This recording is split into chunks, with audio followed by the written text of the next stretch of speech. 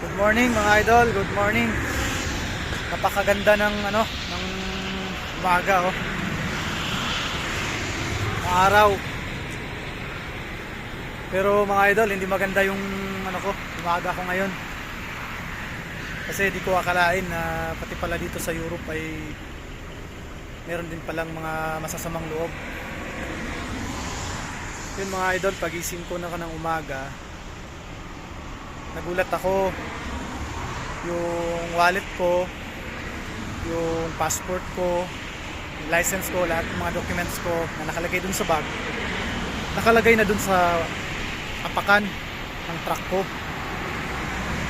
Nagtaka ako bakit napunta doon, samantalang ang pinaglalagyan ko nun is may bag ko.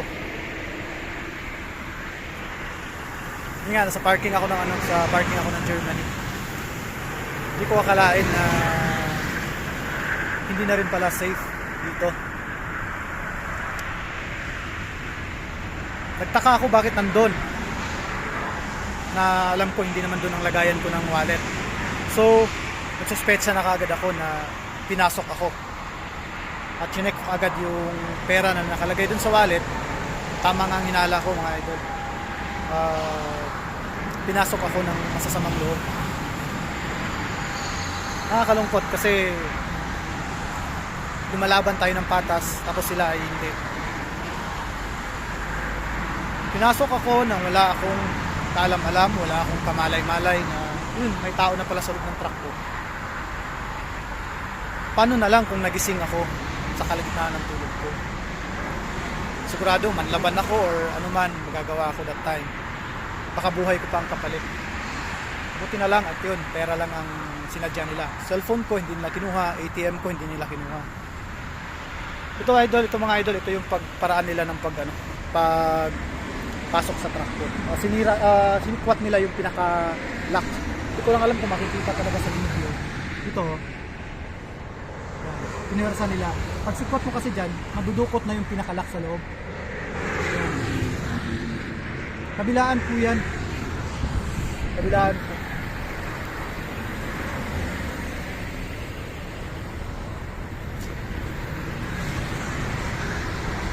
Yan.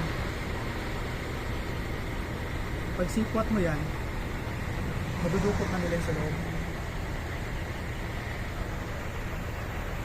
At pakagaling po nila pagdating sa ganyan. Dito na po nakalagay yung passport ko nung time na pagising ko. Nakita ko yung passport ko, andito na siya. Nagtaka ako bakit andito.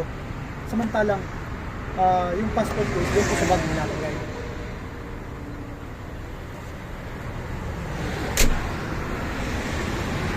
Nakakaano mga idol kasi may balita sa bandang France, nagising ng driver, Pilipino din daw, ano pala, Romanian, nakita nung Pilipino, nagising ng Romanian, nanlaban siya, and then yun, pinagsasaksak ko nung mga masasamang loob na pumasok sa truck niya. Doon ko na nung nalaman kong pinasok ako, grabing lungkot ko, sobrang lungkot ko. Paano na lang kung nagising ako? Yun nga, baka buhay ko ang kapalit. Kasi pag gising mo, nalipungatan ka, inlaban ka, diba? Nakakalungkot. Kaya yun, nag-request na ako ng lock sa boss ko. Sana this week darating. Kasi sinabi ko sa kanya, hindi pala kami safe boss kahit nasa parking na kami. Yun ang sabi niya, Michael, everywhere we are not safe, sabi niya sa akin. But I'll try to go chase down yung request ko ng lock. Sana huwag nang mangyari ulit. Nakakatakot. Hindi naman ganun kalaki yung pera, nasa lang naman yun kasi yung cash, kailangan ko ng cash. Dito kasi sa Europe, cashless talaga kadalasan. Card or application mo sa yung pinambabayad mo, or Blick, ganun. Sa halos lahat ng tindahan. Pero may iilan pa rin na kailangan nila ng cash. Kaya yun, naglagay ako ng cash dun sa wallet ko. Yun ang kasi napakahirap maghanap ng ATM pag ganitong truck ang gamit. Wala mga parking sa city, bawal lang truck, ganun. Kaya naglagay ako ng cash doon. Hindi naman ganun kalaki, nasa mga 250 euro. Pero sa Pinas, malaki na rin. Nasa 14,000 siguro ganun. Kaya thankful pa rin at ito. Yun lang, pera lang ang nawala. Salamat po sa panonood ng aking video. Sana sa lahat ng mga truck driver, katulad ko na natulad natin sa Europe, safety po natin lagi yung ating pintuan, lock at saka yung safety belt, ilagay dun sa mismong pintuan para mabuksan man nila. Medyo matagalan po sila bago nila matuluyang mabuksan ng buo. Maraming salamat po at mag-ingat po palagi.